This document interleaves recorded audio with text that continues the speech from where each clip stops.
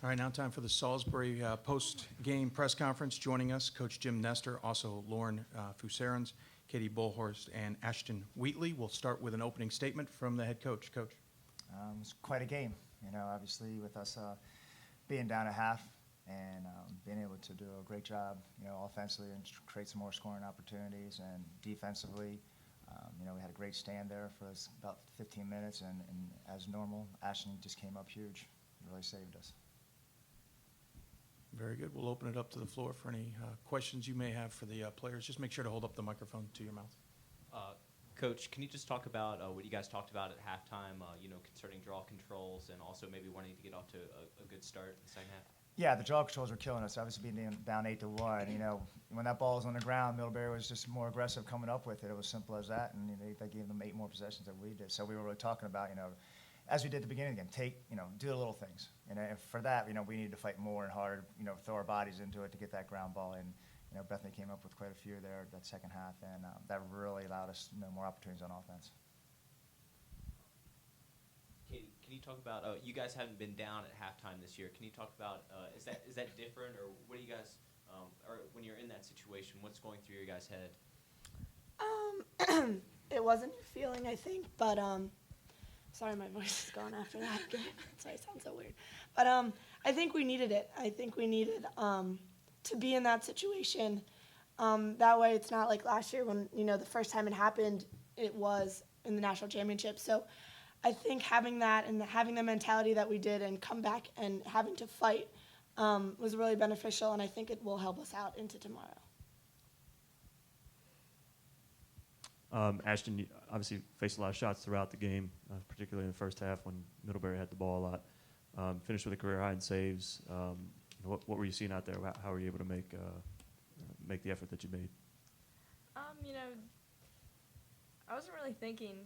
Going into this game, I thought it was going to be really mental. But, I have faith in every single girl in front of me. And even when we were down, I felt we still had control of the game. So, surprisingly, I wasn't nervous today. Even when we were down, I knew we were going to come back, and I think that was huge. I wasn't thinking. I was just like, the only thing I thought about was we're going to come out of this game on top. And, just having faith in the people in front of you. And, I really wasn't nervous throughout the game, and I think that was huge.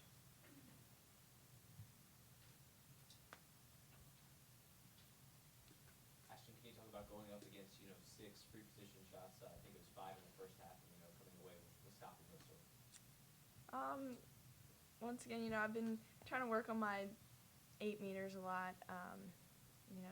It's a lot of pressure, but once again, just putting that out of your head and just knowing the only thing between, that scoreboard, us being on top, is me in the back of the net. So I was just trying to keep that barrier and hold it down strong. Katie or Lauren, thinking back to the first half, it was tough getting the ball. You had Ashton behind you, making those saves, keeping your team in the game. What's it like for you guys playing on the offensive end, knowing that she's back there? Just all of her saves really pump us up on the offensive end. And I think that we're always, this year, we've been in a constant battle of, okay, like the D's stepping up, like now it's our turn. And, they kind of save our butts a lot of the time. And I think today you could see in like the first half, when we get frustrated, it's not so much about us, but we know that the defense is, pulling up their end and we're getting frustrated because we're not holding up ours. So I think having our whole defense, Ashton included, they're just our rock, and we can always count on them every game to be stepping up. And, if we do something stupid, they always come up big and pump us right back up and get our heads right. Katie, can you talk about what the defense was doing to you and what you were able to see? I mean, you were obviously very successful with the 5 assists today. I think in the beginning, we just weren't moving, into open spaces. And I think halftime kind of kicked it in. And in the beginning, we knew what we had to do. We've been practicing the defense for a week. And so coming out, it was the jitters, I think. It was people thinking they had to do too much and they weren't doing enough. So once that opened up and once we started playing Salisbury Lacrosse, I think the scoreboard can, tell that. But, the only thing that was beating ourselves in the beginning was us. We were making stupid feeds. we were, our shot selection might have not been, the best. So I think mentally the halftime helped us out, and then we kind of knew what we needed to do coming out in the second half. Lauren, you mentioned to me last week that maybe you guys were not necessarily going through the motions, but just kind of waiting for this moment to get here to the national championship game. I mean, can you talk about what it feels like to reach this goal and be able to play for a title tomorrow? Yeah, I mean, a lot of people tell me, don't blink because your season's going to go by, and I feel like it is dragged out. So, I mean, after, losing a national championship, it's, every time you're doing anything, it's in the back of your head. You hear a certain song and you're right back there. You're playing lacrosse, you're right back there. So I think that we knew our goal, and I think we did a really good job this year of taking it one game at a time, respecting every opponent we come up against and not overlooking anyone. And I think that we didn't rely just on the ability and talents of our teammates, but really on our hearts, and that we're going to fight. And I think that is something that we've really focused on this year, is that we are going to need to fight. Nobody cares regular season that we beat them. Like, yeah, we came in here undefeated, but it's just a bigger target on our back. Like, we're going to fight for it, and I don't think that there's anyone on this team that's going to give up at any point.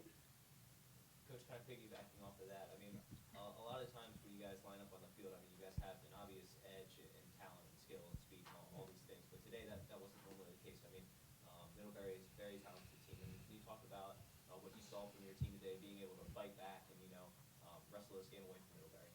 Well, first of all, Middlebury is very talented, very balanced, and we knew with their defense that we were going to have, a hard time because we haven't seen that type of defense, especially the amount of pressure behind. So as they were mentioning, we have practiced it. So, in that first half when we were making some decisions on their feeds, and again those simple turnovers, that really put us, more in that hole. So, more what we talked about at half, besides those ground balls, also was, making better decisions.